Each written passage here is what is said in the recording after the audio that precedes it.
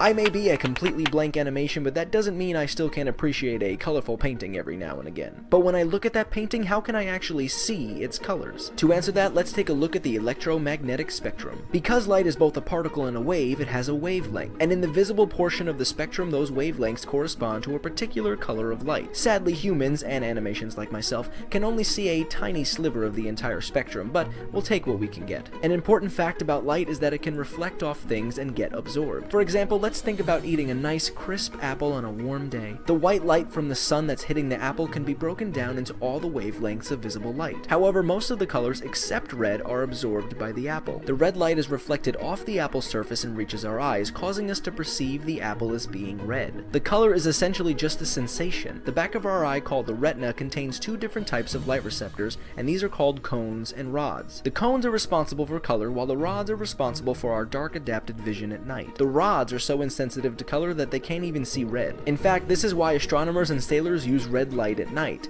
It doesn't affect their already dark adapted eyes, so they can still see clearly. But going back to the cones, we have three types: red, green, and blue. This may sound strange to you because in elementary school you learned that the primary colors were red, yellow, and blue.